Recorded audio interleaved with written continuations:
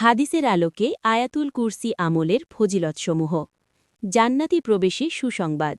এই ব্যক্তি প্রত্যেক ফরজ নামাজের পর আয়াতুল কুরসি পড়বে, তার জান্নাতি প্রবেশে শুধু মৃত্যু ব্যতীত আর কোনো বাধা থাকবে না। শয়তানের ক্ষতি থেকে হেফাজত। আয়াতুল কুরসি পাঠ করলে আল্লাহর পক্ষ থেকে পাহারা থাকে, শয়তান কাছে আসতে পারে না। ঈমান বৃদ্ধি ও তাওহীদের মজবুতি। এই আয়াতে আল্লাহর একত্ব, ক্ষমতা, জ্ঞান ও কুদরতের বর্ণনা রয়েছে, যা ঈমানকে শক্তিশালী করে। রিজিক ও বরকতের ফজিলত। নিয়মিত পড়লে জীবনে বরকত ও কল্যাণ বৃদ্ধি পায় বলে আলেমরা উল্লেখ করেছেন। কবর ও আখিরাতের নিরাপত্তা। কবরের আজাব ও আখিরাতের ভয়াবহতা থেকে নিরাপত্তার কারণ হয় উলামাদের ব্যাখ্যা অনুযায়ী।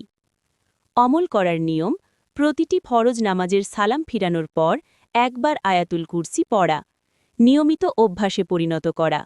সংক্ষিপ্ত উপকারিতা: জান্নাতের নিশ্চয়তা, শয়তান থেকে হেফাজত, ঈমান মজবুত হয়, জীবনে বরকত, আখিরাতের নিরাপত্তা।